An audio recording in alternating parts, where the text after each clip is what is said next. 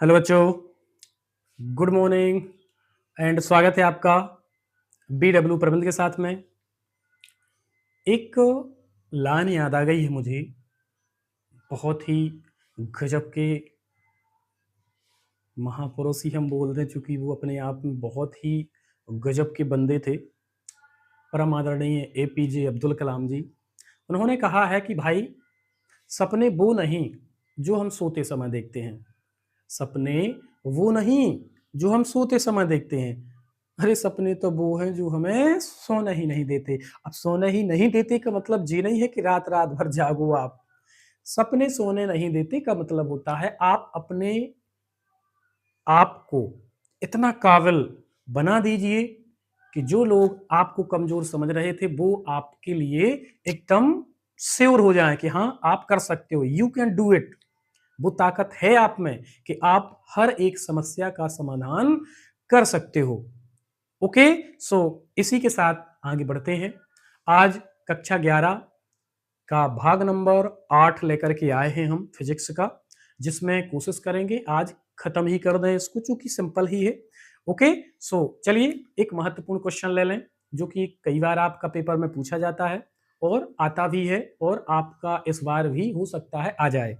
तो बाकी जो जितने क्वेश्चन हुए हैं सब महत्वपूर्ण ही करवाए हैं मैंने, जो कहीं ना कहीं पेपर में देखने को मिलते। बट इसके बाद मैं एक छोटा सा और चैप्टर बाय चैप्टर आपको क्वेश्चन दिला दूंगा जो 100% पेपर में फंसते हैं। ओके, सो चलिए पहला क्वेश्चन कि यदि, लिखते जाओ, यदि वायु में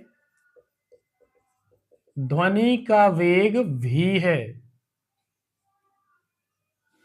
यदि वायु में ध्वनि का वेग कितना है b,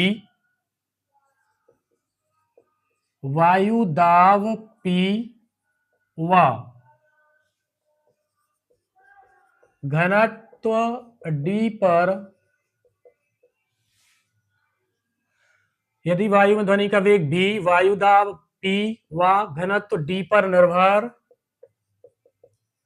करता है तो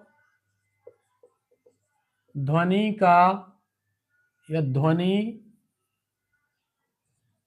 के वेग का व्यंजक, या इसी को भैया बोलते हैं सूत्र ज्ञात कीजिए। सूत्र ज्ञात कीजिए, इसी को बोलते हैं सूत्र निगमन कीजिए, है ना, या व्यंजक निगमन कीजिए। अथवा में, अब भाई यदि ऐसे नहीं दिया उसने सवाल, ऐसे आपको लैंग्वेज भाषा में नहीं दिया, तो डायरेक्ट दूसरे प्रकार से दे सकता है। कैसे कि सिद्ध करना है, कितना सिद्ध करना है, भी बराबर के अंडर रूट में भैया p बटे डी। ऐसा भी यदि नहीं मिला तो भैया ऐसा मिलेगा कि सिद्ध करो भी अनुक्रमानुपाती अंडर रूट में p बटे डी। इन तीनों में से कोई एक प्रकार इसका आपसे पूछ सकता है। तो चलिए चालू करते हैं, बड़ा आसान है। देखो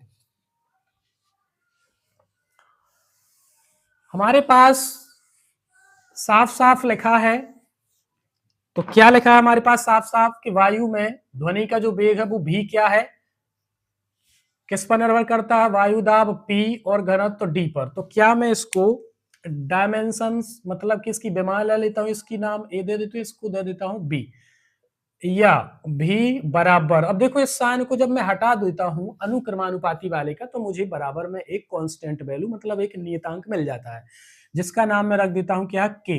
P की पावर कितनी भैया A, और D की पावर है कितनी आपके पास में B। अब यहां पास साफ साफ देखो मैं लिख देता हूं आपको ताकि कोई परेशानी ना हो। तो चाहे भैया चाल हो या कोई सा भी वेग हो, इसका विमी सूत्र अक्सर होता है, याद रखिएगा बेटा आप, कितना होता है एल टी की पावर -1। पी जो प्रेशर है मतलब कि दाब, इसका जो विमी सूत्र है वो निकलता है आपका क्या है, किससे, बल बटे क्षेत्रफल से। कई बार हम आपको इनसे बता भी चुके हैं, और इसका जो फॉर्मूला होता है बल का होगा कितना, एम एल टी की पावर -2, और बटे भैया देखो जी क्षेत्रफल है मतलब एल की पावर 2। इसका फाइनल जो आंसर आएगा वो होगा कितना, एम एल, एक एल से एक एल खत्म, एक एल ऊपर जाएगा सो -1, और टी की पावर हो जाएगी -2। जी हो गया किसके लिए, दाब के लिए। तीसरा भैया दाब जो दिया है, सॉरी क्या दिया है, घनत्व। और घनत्व का विमी सूत्र क्या होगा, इसका सूत्र होता भैया कितना, द्रव्यमान, और भैया बटे में होता है आयतन, मास अपॉन वॉल्यूम होता है। तो इसका होगा कितना, एम होगा ऊपर, आयतन मतलब कि घन मीटर, और घन मीटर है तो इसका मतलब कैपिटल एल जो होगा वो सबसे ऊपर जाएगा, सो पावर हो जाएगी -3। इतनी चीजें जी आपको याद रखनी है इसके विमी सूत्र को। अब इन सभी को हम यहाँ पे रख दे। सो देखो ध्यान से, V बराबर क्या होगा, K इंटू P की वैल्यू कितनी दी है, एम एल की पावर -1 और टी की पावर -2, और इसके ऊपर कितने की घात दी है, बी ए की, इंटू डी की वैल्यू कितनी दी भैया, देखो एम एल की पावर -3 और इसकी पावर दी है बी। अब हम एक बात बताओ, इसको ब्रैकेट को यदि हम क्या कर दें, या तो तोड़ लें, या फिर इसको क्या कर दें, इसको हम तोड़ करके क्या कर दें, ए से अंदर क्या कर दें, मल्टीप्लाई कर दें सबकी पावर में। सो देखो यहाँ एम की पावर कितनी है, 1।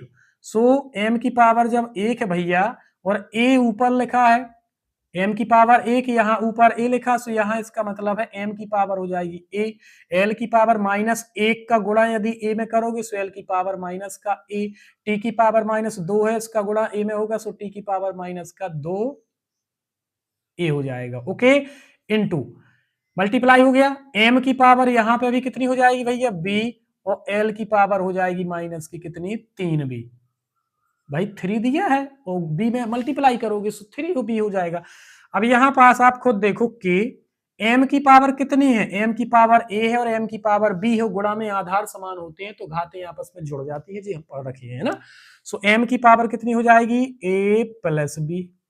एल की पावर देखो माइनस की ए है, और यहां पे एल की पावर माइनस की कितनी है, 3b। फिर टी की पावर यहां पे माइनस की 2a है, बाकी कुछ नहीं है, तो इसको ज्यों का त्यों लिख दो भैया। और बाएं तरफ कितना दिया था हमारे पास में, v की वैल्यू, यहां पास हमारे पास में होती है एल टी की पावर -1, v की वैल्यू। ओके, एल टी की पावर -1। अब चूंकि देखो इसे हम क्या कर देते हैं, समीकरण नंबर दे देते हैं कितना, इसको दे दिया, मैं कितना दे दूं, इस वाले को दे देते हैं हम कितना, 1, और इस वाले को दे देते हैं समीकरण नंबर क्या है, 2। अब चूंकि देखो जी हमने विमीय सूत्र जो थे उनको हमने क्या कर दिया है, इस फॉर्म में दोनों साइड लिख दिया। अब हम क्या कर दें, विमीय समांगतता का एक सिद्धांत होता है जिसमें हम करते क्या है, बाएं पक्ष वाले जो सिंबल या चीजें रहती हैं, संख्या रहती हैं, या जो जी विमीय सूत्र रहता है हमारा, इसकी तुलना इस दाएं तरफ जो लिखा रहता है उससे हम कर देते हैं उनकी घातों का। ओके, सो वही हमें यहाँ पे कर देना। सो देखो यहाँ पास विमीय समांगतता के सिद्धांत से, अब आप देखो यहां L की पावर कितनी है भैया, L की पावर है 1। देखो L की पावर 1, यहां L की पावर कितनी है आपके पास में, तो यहां L की जो पावर है वो कितनी दी है आपके पास में, माइनस का L की पावर जो है आपके पास में कितना दिया है, -a और -3b। इसे नाम दे देते हैं समीकरण नंबर कितना, तीसरा। दूसरा देखो यहाँ t की पावर कितनी दी, -1, यहाँ t की पावर कितनी दी, माइनस की कितनी, 2a दी है। यहाँ इसका नाम जो है भैया वो हो जाएगा कितना अपने पास में, समीकरण नंबर क्या है, 4। अब आप खुद देखो समीकरण नंबर 3 और 4 में यदि हम देखें तो सिंपल सा a का मान ऑलरेडी हमें मिल चुका है। कहाँ देखो, समीकरण नंबर 4 में माइनस से माइनस खत्म, तो a की वैल्यू कितनी आएगी भैया, 2 गुणा में दिया है, मल्टीप्लाई में ट्रांसफर करोगे सो भाग हो जाएगा, सो 1/2 आ गया हमारा a का मान। मतलब कि जो a की वैल्यू है वो आ गई प्लस में कितनी, 1/2। अब जी 1/2 उठा करके हम कहाँ रखेंगे, समीकरण नंबर कहाँ, जो जे आपका दिया है 3 वाला। सो देखो क्या हो जाएगा, a का मान समीकरण नंबर 3 में। सो देखो बाएं तरफ दिया 1, दाएं तरफ दिया है माइनस का a, सो माइनस जब a दिया है और वैल्यू कितनी दी, 1/2, सो हो जाएगी -1/2, और माइनस की कितनी दी है, 3b। अब देखो जी -1/2 इस तरफ लेके आओ, सो 1 और माइनस का इस तरफ आएगा, सो प्लस का होगा 1/2 बराबर कितना है, माइनस का 3b। ओके, इसका लघुत्तम कितना ले लेंगे हम, इसका लघुत्तम भैया आ जाएगा कितना, 2। सो 2 लघुत्तम लिया मैंने इसका। अब यहाँ पे देखो खुद आप इसका मल्टीप्लाई कर देंगे ऊपर नीचे से क्रॉस में, सो हो जाएगा कितना, 2 एकम 2 प्लस का 1 बराबर कितना दिया, -3b। अब छोटा सा और बचा काम, 2 1 कितना हो गया, 3 और बटे 2, सो भैया हो जाएगा 3/2 बराबर कितना है, -3b। सो 3 से 3 हमारे हो गए खत्म, होगा कि नहीं हो गए। सो आंसर कितना आ जाएगा, b बराबर -1/2 जी, माइनस को हमने यहाँ पे ट्रांसफर कर दिया। अब यहाँ पास देखो हो जाएगा कि नहीं हो जाएगा, यहाँ माइनस जो b है उसके बराबर दिया 1/2, या फिर b बराबर हम इसको लिख सकते हैं -1/2। तो a का मान आ गया प्लस का 1/2, b का मान आ गया हमारे पास माइनस का 1/2। इसे अब हमें करना क्या है, समीकरण नंबर जो 1 है उसमें हम इसकी वैल्यू को रख दें तो हमें आंसर मिल जाएगा।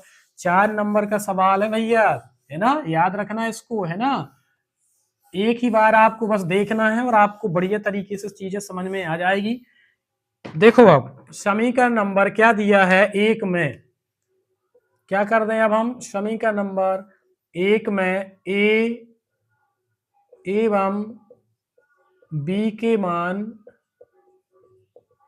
रखने पर, इसलिए b बराबर कितना है, k ज्यों का त्यों है, p क्या है, तो p की वैल्यू इसकी घात कितनी दी भैया, 1/2 और इंटू d की घात है माइनस की 1/2, या v बराबर इसको लिखा जा सकता है k p, और भैया देखो क्या लिख सकते हैं इसको हम 1/2, नीचे d की पावर 1/2 होगा क्योंकि घात माइनस में इनवर्स में है, बटे में ले जाओगे यदि नीचे तो उसमें प्लस का साइन लग जाता है, या इसी को लिखा जा सकता है v बराबर k अंडर रूट में p/d क्योंकि दोनों की पावर 1/2 है ऐसा, या भी अनुक्रमानुपाती, इसी को भैया आप लिख सकते हो p/d। जी हो गया आपका क्या है, सॉल्व, है ना, इतना ही हमें ज्ञात करना था। ऐसे ही मजेदार वीडियो देखने के लिए बने रहिए BW प्रबंध के साथ में, तब तक के लिए धन्यवाद। और आज चैप्टर अध्याय नंबर आपका जो है पहला हो गया है खत्म, कक्षा 11 की फिजिक्स का। इतना ही पढ़ना है बेटा आपको, इसके बाहर कोई भी क्वेश्चन आपका नहीं जाएगा जो जो आपने पढ़े हैं। ओके, धन्यवाद।